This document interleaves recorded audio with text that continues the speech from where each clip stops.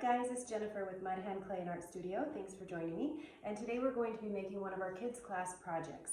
So today we will be using a slab to create a name plaque. So you'll take the first letter of your name. You could choose to do anything you want, of course, but this is the project that I'm going to be doing and showing you. So you can go ahead and follow along with me. With your kit, you should have a rolling pin. So this is our standard rolling pin that comes with your kit if you choose to have it. If you already have a rolling pin, maybe you chose not to get a rolling pin. These are just $3. And then we have our other rolling pins, just so you can see what they look like. They're these bigger rolling pins with a free spinning roller. These are $12 each. You can put that in your kit. In your kit, you should also have some clay. So you'll get a bag of clay. You'll get a paintbrush. This will be great for applying your slip. Your slip is going to be like your glue. So from class, you should know this. If you're just joining me and you've never taken class with me, no problem. Slip is just a mixture of clay and water. And when we put our pieces of clay together, you have to use the slip, and it acts like a glue for your projects. You'll have a scoring tool, a needle tool.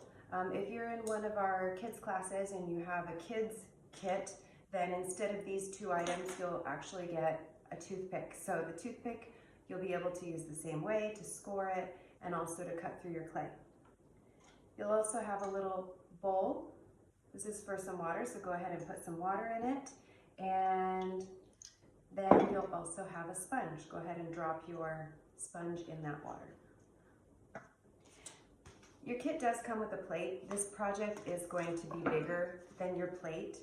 So set it aside, save it for another project another day, okay? And then you'll have your mat. So everyone has a mat. You're going to go ahead and set that on your table and unwrap your clay, and then we'll go ahead and begin.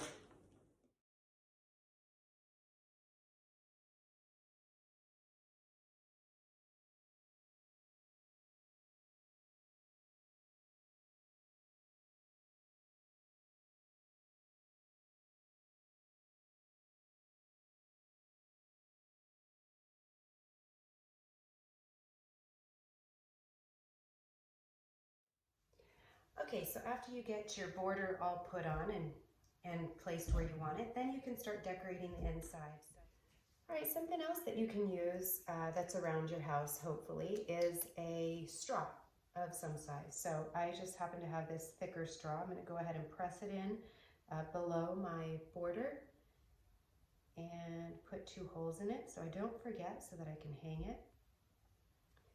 And then I'm going to use, let's see, I have about this much clay left after this project, and I'm just going to go ahead and decorate on this piece. So you can watch. I am going to do a rose. Alex likes roses. So I'm going to do a rose. I'll show you how to do that. You're going to take a ball of clay and go ahead and pinch it into a type of a rectangle. So this does not have to be perfect, but you want to pinch it so it's kind of thin. So about that thickness. And then I'm going to rip it like a piece of paper, straight down. So I just have 2 strange shapes. Now press on the edges so that these frayed spots can be smoothed. And then I'm going to take this piece that you can see, it's just a weird irregular shape, and then start like a little burrito. But what you're going to do is at the bottom, you're going to curl it so it stays loose at the top and it stays tighter at the bottom. So I'm just rolling it, and then I'm going to rip this off. So if you think about a rose shape, it has many petals, right? So then what I'm going to start doing is where that piece left off, I'm going to go ahead and press this shape in, again rolling at the bottom, and I'm just going to make a series of rips, and that will get that rose petal look.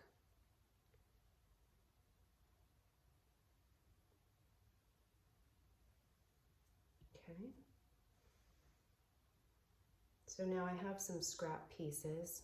I'm just going to press it out and attach this as a rose petal. And I'm just pressing it into the bottom.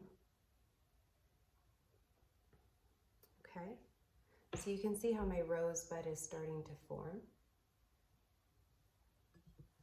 I'm going to take another pinch of clay and make another pinched out type of a petal. So I guess my advice would be on these roses is try not to get too precise. Try not to get them too much the same shape and size. The beauty is in the irregularity of these petals.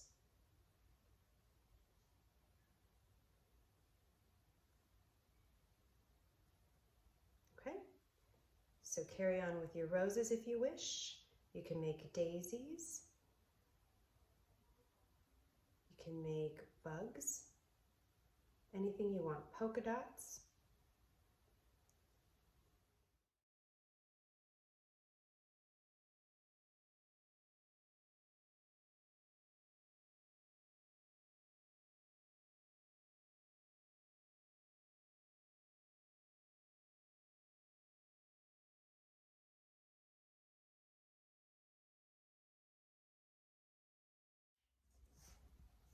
All right, okay, so now that you're all done with your project and you've gotten all your designs, I want you to look around the edges and with your finger just smooth it.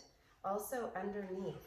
So with all the work we've been doing on the mat, we have forgotten the outside edge. So underneath, what I want you to do is take your sponge, wring it out, and if you could, parents, just rub this along the bottom. Because what will happen is if we have this edge on there, it's going to be very sharp once it's dried.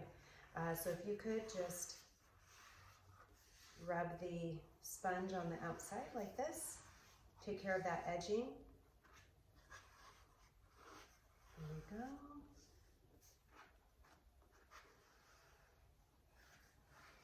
Very nice. And then go ahead and set this in a spot that nobody will touch it, and let it stiffen up. Tomorrow, or a few hours later, depending when it's stiff enough for you to pick it up, turn it over, carve their name on the bottom of it for me.